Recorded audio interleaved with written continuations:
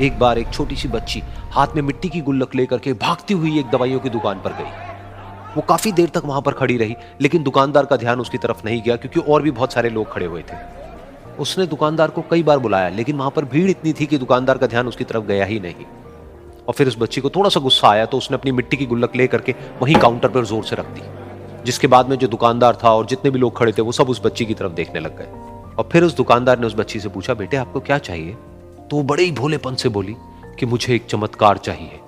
ये सुनकर के दुकानदार को कुछ समझ नहीं आया, ना ही वहां पर जो लोग थे उनको कुछ समझ में आया, और सब उसकी तरफ देखने लग गए। फिर दुकानदार ने बोला, बेटे चमत्कार तो यहाँ पर नहीं मिलता है। तो बच्ची को लगा कि वो उससे झूठ बोल रहा है, तो बच्ची ने कहा कि मेरी गुल्लक में बहुत पैसे हैं, आप बताओ आपको कितने पैसे चाहिए, लेकिन मैं आज यहां से चमत्कार लेकर के ही जाऊंगी। तो वहीं काउंटर पे एक और आदमी खड़ा था, उसने उस बच्ची से पूछा कि बेटे क्यों चाहिए तुमको चमत्कार? तब उस बच्ची ने अपनी कहानी बताई कि अभी कुछ दिन पहले मेरे भाई के सर में बहुत तेज दर्द हुआ, तो मेरे पापा मम्मी उसको हॉस्पिटल ले गए। उसके बाद कई दिन तक मेरा भाई घर नहीं आया। तो मैंने कई बार अपने पापा से पूछा, लेकिन उन्होंने मुझे कुछ नहीं बताया।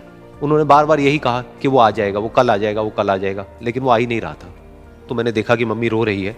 अब पापा मम्मी को कह रहे थे कि उसकी दवाइयों के लिए और उसके इलाज के लिए जितने पैसे चाहिए उतने मेरे पास में नहीं है, अब उसको कोई चमत्कार ही बचा सकता है। तब मुझे लगा कि अगर मेरे पापा के पास में इतने पैसे नहीं भी हैं तो क्या हुआ, मेरे पास में तो है। तो मैंने जितने भी पैसे जोड़ रखे हैं वो सारे लेकर के मैं इस दवाई की दुकान पर आई। फिर उस आदमी ने उस बच्ची से पूछा, कितने पैसे हैं तुम्हारे पास में? ये सुनते ही उस बच्ची ने अपनी गुल्लक उठाई, जमीन पर फेंकी और तोड़ दी और पैसे गिनने लग गई। बाकी सब लोग खड़े होकर के उसको देख रहे थे। थोड़ी देर बाद उसने सारे पैसे अपने हाथ में इकट्ठे किए और बोली, मेरे पास में पूरे 19 रुपए हैं। वो जो आदमी वहां पर खड़ा था वो थोड़ा सा मुस्कुराया और बोला कि अरे तुम्हारे पास में तो पूरे पैसे हैं, इतने का ही तो आता है चमत्कार। ये सुनकर के वो बच्ची बहुत खुश हो गई और बोली कि चलो मैं आपको अपने पापा से मिलवाती हूं।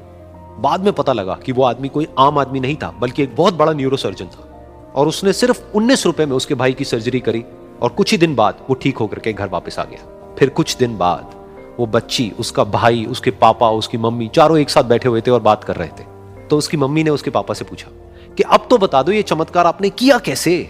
तो उन्होंने अपनी बेटी की तरफ देखा और बोले, ये चमत्कार मैंने नहीं, इसने किया है।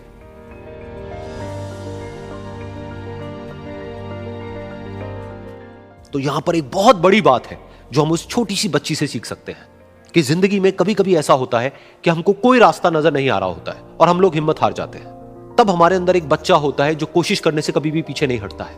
वो हार मानने को तैयार नहीं होता है क्योंकि उसको ना शब्द समझ नहीं आता है। वो बच्चा जिसके लिए कुछ भी नामुमकिन नहीं है, क्योंकि वो हर हाल में कोशिश करता ही रहता है।